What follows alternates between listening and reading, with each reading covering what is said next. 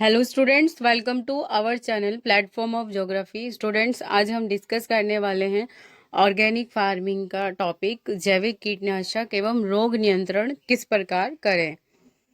तो जैविक कीटनाशकों का किस तरीके से उपयोग करना चाहिए और रोगों का नियंत्रण किस प्रकार करना चाहिए, आज की वीडियो में हम यही जानेंगे कि विभिन्न रोगों कीटों के नियंत्रण हेतु उपयोगी और सरल तरीके क्या क्या हैं।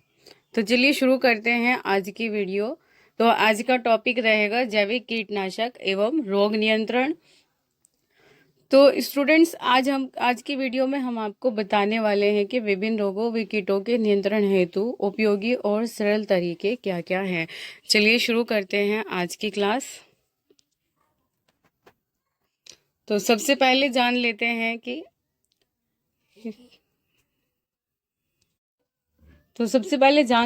स्टूडेंट्स कि आज की डेट में हमें कीट नियंत्रण करने की आवश्यकता क्यों हो रही है। ठीक है। सो स्टूडेंट्स, कृषि में कीट व रोग हमेशा ही किसानों व वैज्ञानिकों के लिए एक बड़ी चुनौती रहे हैं और दुनिया भर में कीट व रोग नियंत्रण के रासायनिक तरीके बुरी तरह नाकामयाब साबित हो चुके हैं और महंगे कीटनाशकों का खर्चा उठाना किसानों के बस की बात नहीं रही है। और आज ये साबित हो चुका है कि रसायनों का प्रयोग खेती में जमीन, भूमिगत जल, मानव स्वास्थ्य, फसल की गुणवत्ता व पर्यावरण हेतु बहुत ज्यादा नुकसानदायक है। कीटों व रोगों के नियंत्रण का एकमात्र स्थायी समाधान है कि किसान भिन्न भिन्न फसल चक्रों को अपनाएं ताकि प्रकृति पर आधारित कीट व फसलों का आपसी में प्राकृतिक सामंजस्य बना रहे और प्रकृति का संतुलन न गड़बड़ाए। स्टूडेंट्स, खेतों में लगातार रसायनों के प्रयोग से जमीन जहरीली हो चुकी है। पर्यावरण के साथ साथ मानव स्वास्थ्य पर इनका बुरा प्रभाव पड़ रहा है। तो जो भी हम आज की डेट में कृषि कर रहे हैं, तो क्या हो रहा है कि मैक्सिमम जो किसान हैं, अधिक से अधिक जो किसान हैं, वो रसायनों का प्रयोग कर रहे हैं खेती के अंदर। तो इससे क्या हो रहा है कि पर्यावरण भी दूषित हो रहा है और मानव के स्वास्थ्य पर भी इसका बुरा प्रभाव पड़ रहा है। स्टूडेंट्स, जहरीले व महंगे रासायनिक कीटनाशकों व रोग नियंत्रकों के कारण किसान कर्जे के बोझ में दबकर आत्महत्या को मजबूर हो रहे हैं। इस दुष्चक्र से किसानों को बाहर निकालने के लिए जरूरी है कि वे खेती में जैविक विकल्पों को अपनाएं, जैविक खाद का प्रयोग करें, जैव उर्वरकों का प्रयोग करें, साथ ही साथ फसल चक्र को अपनाएं।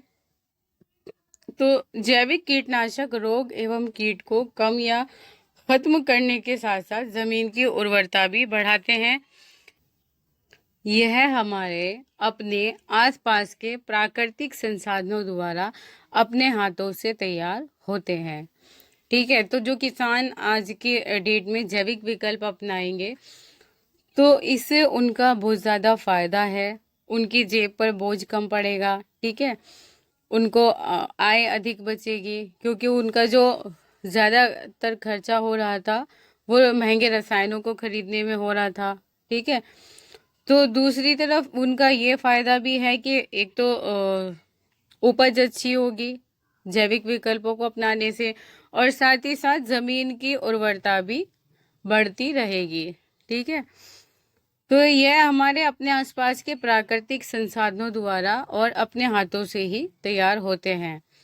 इनसे किसानों की बाजार पर निर्भरता भी खत्म होती है। किसानों के द्वारा प्रयोग किया कुछ सरल एवं जांचे परखे तरीकों का प्रयोग कर खेती में रोगों व कीटों से होने वाले नुकसान को काफी हद तक कम किया जा सकता है। चलिए आगे देखते हैं। कीट व रोग नियंत्रण एवं प्रबंधन हेतु आवश्यक है कि, ठीक है, तो जब हम कीट और रोग नियंत्रण और प्रबंधन कर रहे हैं तो उसके लिए कुछ टिप्स हैं जिन्हें हमें फॉलो करना चाहिए। तो फर्स्ट है, उत्तम गुणवत्ता वाले देसी बीजों व कंपोस्ट खादों का प्रयोग करें। भूमि में जैविक तत्वों को बढ़ाकर केंचुए व सूक्ष्म जीवों के अनुकूल वातावरण को बनाए रखें। नेक्स्ट पॉइंट है, कीटों के प्राकृतिक दुश्मनों की रक्षा करें। कीट भक्षक जीव जैसे पक्षी, मेंढक, सांप तथा मित्र कीटों के बसने की परिस्थितियां बनाएं। वे प्रकृति में विविधता बने रहने दें। नेक्स्ट पॉइंट है, भूमि के एक हिस्से में ऐसी फसल उगाएं जो कीट भक्षक प्राणियों को आकर्षित करती है अथवा दूर भागती हो। इसके अतिरिक्त अपने खेतों का नियमित भ्रमण कर फसलों का अवलोकन करते रहें ताकि समय रहते उपचार किया जा सके। स्टूडेंट्स, विभिन्न रोगों व कीटों के नियंत्रण हेतु कुछ उपयोगी व सरल तरीके ये निम्नलिखित हैं। फर्स्ट जो तरीका है पहला, यह है नीम की पत्तियों। ठीक है, तो किस प्रकार यूज करेंगे ये भी देख लेते हैं। तो 1 एकड़ जमीन में छिड़काव के लिए 10 से 12 किलो पत्तियों का प्रयोग करें और इसका प्रयोग कवक जनित रोगों, सुंडी, माहू इत्यादि हेतु अत्यंत लाभकारी होता है। ठीक है, तो जब खेती में कवक या फिर सुंडी, माहू इत्यादि लग जाता है तब इसका प्रयोग करते हैं। 10 लीटर घोल बनाने के लिए 1 किलो पत्तियों को रात भर पानी में भिगो दें। अगले दिन सुबह पत्तियों को अच्छी तरह कूटकर या पीसकर या पानी में मिलाकर पतले कपड़े से छान लें। ठीक है, तो क्या करना है कि 10 लीटर घोल बनाने के लिए 1 किलो पत्तियां चाहिए नीम की और उनको रात भर पानी में भिगो के रखना है।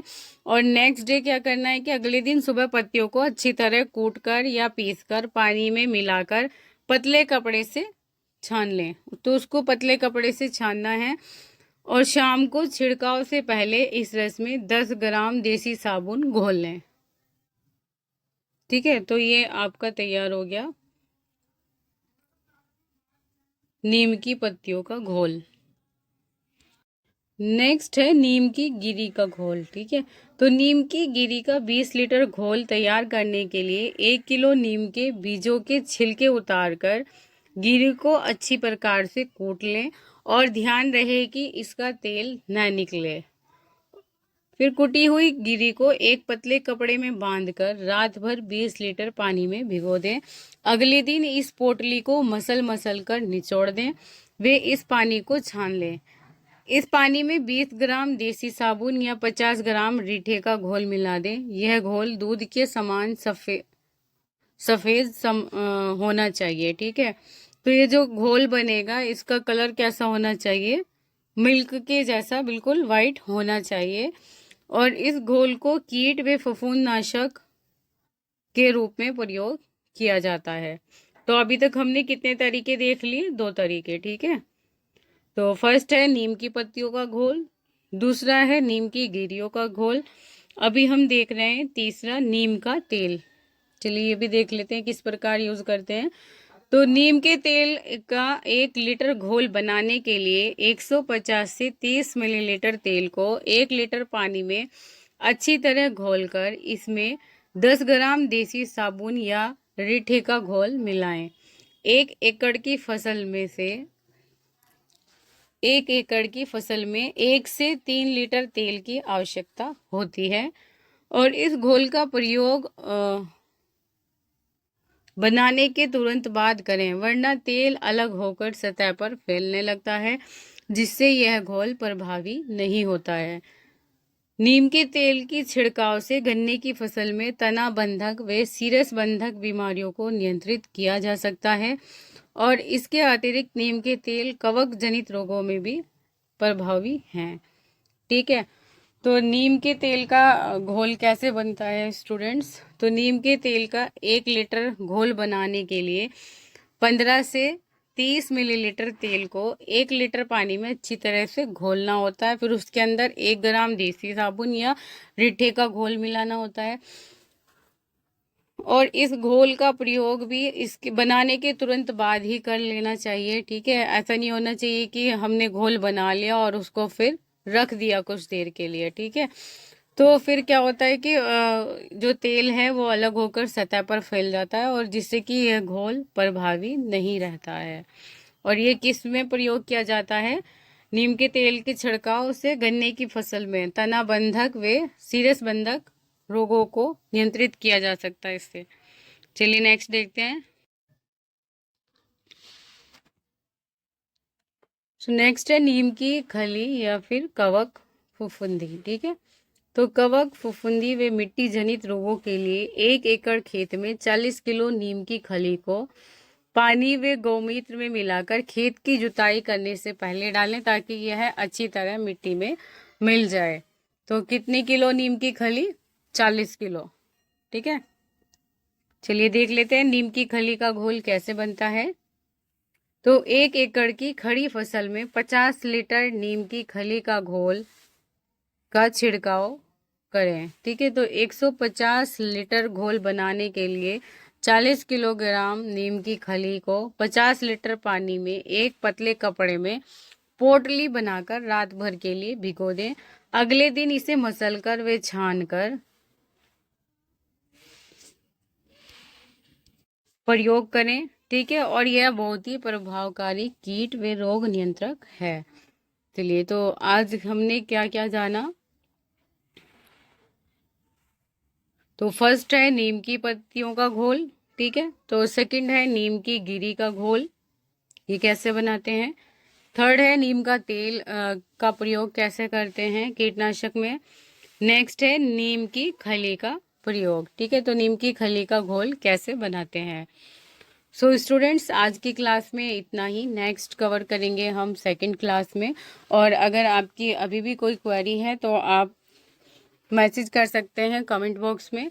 और फ्रेंड्स, आप हमारे चैनल पर न्यू हैं, आप चैनल को सब्सक्राइब कर लें, वीडियो को लाइक एंड शेयर करना ना भूलिएगा। चलिए मिलते हैं नेक्स्ट क्लास में।